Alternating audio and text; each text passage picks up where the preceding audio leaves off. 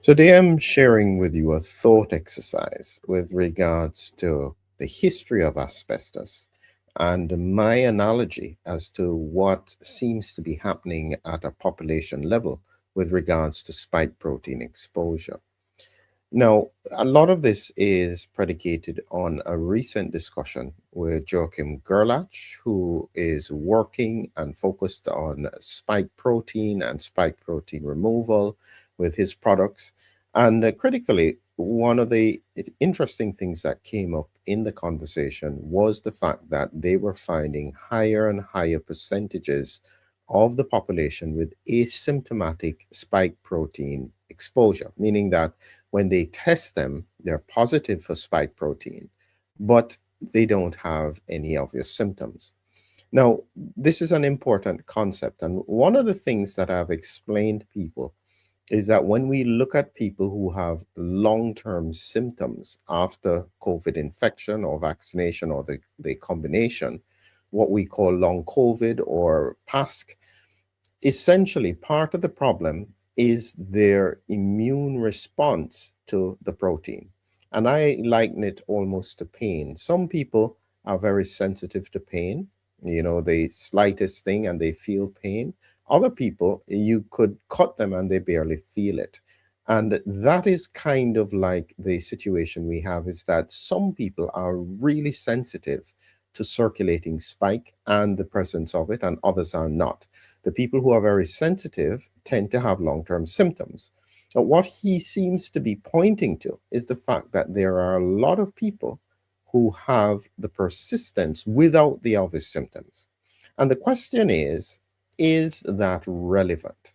So, what the scientific community would say is that just because you have exposure or you have persistence doesn't mean that this is relevant to long term disease. And that's a very important point. And it's tied very closely with the history that we've had with regards to asbestos. So I've put together some slides here to try and see if I can clarify the points. And here is the history. When we look at asbestos, we knew that this was a problem early in the 20th century, from the 1920s. There was widespread exposure, but it was such a valuable product that we had it in most things that we were using. And the critical thing is that asbestos exposure taught us that the absence of symptoms doesn't mean the absence of risk. And this is kind of the premise that I'm having today in our current situation. Does the fact that we had lots of people who were exposed to asbestos, who worked in the factories, worked with the products, they didn't have any overt symptoms, does that mean that they didn't have relevant pathology? And what asbestos shows us is that they may have had relevant pathology, but without any of the clinical overt pictures that we would find, like lung fibrosis or mesothelioma. So, even up to today in the UK, if there are people who have evidence of lung disease and they were exposed to asbestos, you will refer it to the coroner, where if they find that there is relevant asbestos disease, there is some compensation given to the family. So this is a real thing that has and is still happening in relation to asbestos. And so, as we said, exposure was common, but disease was selective. So many workers were exposed, but only a fraction ended up with asbestosis or mesothelioma. So we have the same question with the spike protein, that many people have been exposed and are still having persistence, but they don't have any overt disease. Is it still relevant? And what we've learned from asbestos is that it can sometimes take a very long time before you see disease presentation occurring. This is part of the problem. And this is why I continue to raise awareness. It may be inconvenient, and some people may say that, come on, let's just move on. But the principle with regards to disease and health is that many times things are not so straightforward. So, again, let's look back at what happened with asbestos. Just because somebody was exposed didn't mean that they got disease, because you can have pathology without symptoms. So essentially, what happens is that once the asbestos gets into the lungs, you're breathing it. If you can't clear the asbestos quickly, it gets then locked in the tissues. And even when it's locked in the tissues, it doesn't necessarily cause long term disease. The people who have lung failure, so lung fibrosis or lung cancer, would then be the obvious pathology. But as I said, when we look at the data from the people who were working with asbestos and did have exposure, only about 1 to 2% would end up with significant disease. But when you looked carefully at the pathology, when they did the autopsies, up to sometimes as high as 60% who were exposed had evidence of underlying pathology. What's really interesting is that 40% didn't, even in a high exposure environment. And this then brings us into a really important aspect as to how health presents the framework for risk. Risk is about exposure. So if you think of asbestos exposure, they're breathing, working in it. Then persistence. If they're not able to clear the asbestos, then that leaves it persistently in the body. But not everybody is susceptible to ongoing disease with regards to the persistence and the exposure of the asbestos, and then over time. So, all four things: exposure, persistence, host susceptibility, and time. Now, think about it in the context of spike protein. Everybody has been exposed. Some people have persistence. Another cohort has susceptibility to ongoing not lung, but ongoing inflammatory patterns. And over time, that could then become risk for a disease. And this is what I mean in terms of the time frame. We are just very early into this. We've only had about 6 years of exposure from virus or vaccination with regards to spike protein. Some people don't like me saying that word, but my premise is just simple. If we are saying that the spike protein from the virus is a problem, I cannot scientifically think of a logical reason why, in some people, exposure to the spike protein from vaccination couldn't also put them at risk. And that is inconvenient, but it's just obvious, factual, logical, scientific extrapolation. And we need the scientific community to get better at asking some of these harder questions. So, when it comes to asbestos persistence, when we look, because this is what the asbestos fiber could look like. And then when it gets in the tissue, the macrophage is trying to get control of this. And in some cases, it can hold it in place. In other places, it triggers a fibrotic reaction. In the same issue with regards to spike protein and immune cells, is that for some people, they're able to manage it without much difficulty because they don't have any inflammation. But for others, it can continue to lead to disease presentation. But here's an important thing.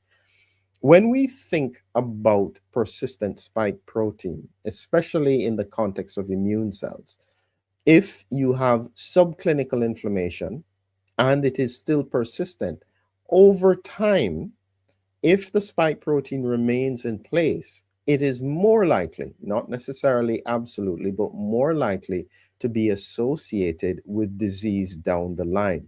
And this is why we may not see the outcomes of this until decades have passed. And this is part of the reason why it's so important for the medical and scientific community to be vigilant. When we look at what has happened in the history with asbestos, the case in the 1960s in South Africa, where they saw almost very clearly that a cohort of workers all ended up with mesothelioma. They were all in asbestos industry. It was pretty clear that this was the cause. That was in the 1960s, and it wasn't until 1999 in the UK that it was banned.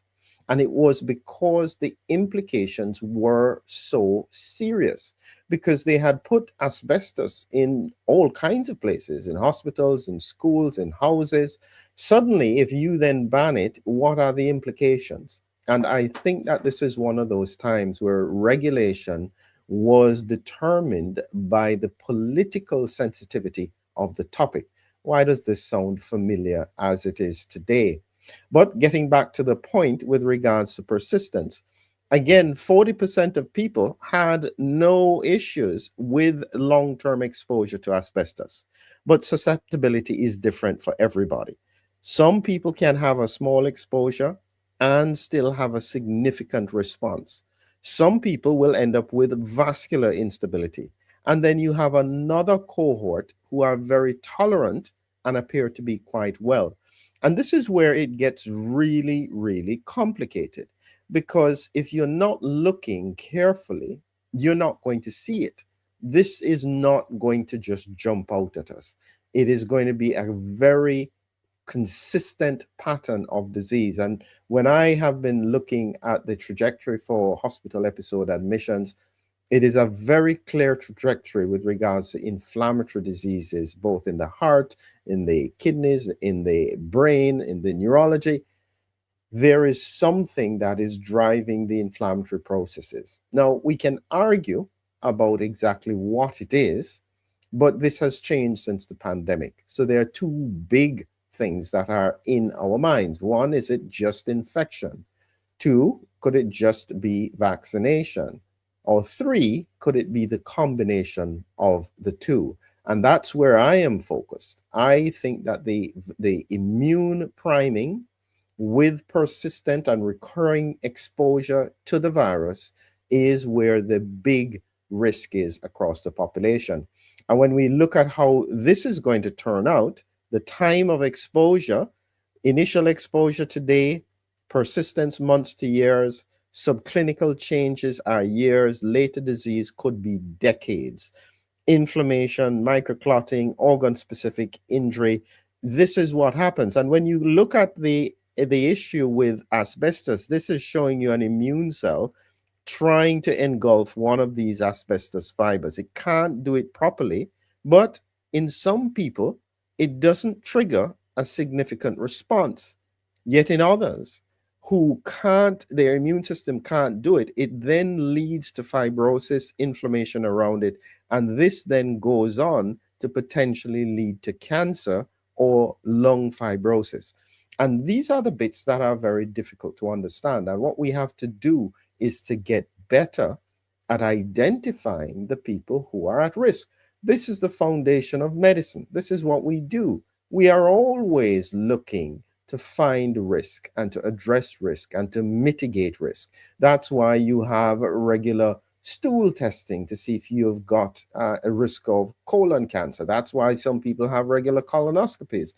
All of the things we do in medicine are about identifying at-risk cohorts, looking for who may be vulnerable and trying to intervene early. This is now why we're having a problem here. There's a big blind spot. I'm trying to see if I can cover it in terms of AI, because if AI is not trained in this, then we are not going to see it. We're only looking for what is visible. I am saying that there are some hidden factors that will lead to disease. The symptoms are only the tip of the iceberg. Underneath is the persistence and the inflammation.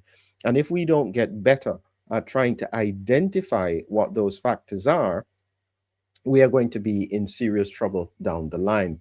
So I may seem like a stuck record over and over again, talking about the same things.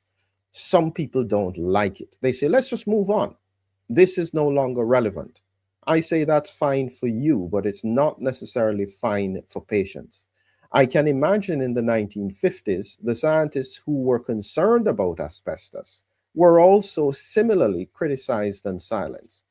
In the long term, it is better for some people to raise questions and to look silly for raising it than for everybody to be silent and leave the population to suffer the long-term injuries that can come with some of these exposures. We should have learned that history doesn't always disappear. It keeps on repeating itself because the same patterns that existed then exist today. So I hope you got the point of my thought exercise, and hopefully in time, we will get clarity on these things. Final point, remember that coming up in the next few days is the neurological shift after the pandemic. I am looking at the trajectories and trying to explain the science behind it. If you want to join me on this scientific journey, please look in the description and make sure to like, to comment, and to subscribe. That's the only way that people will see this information in the long run. Have a great evening.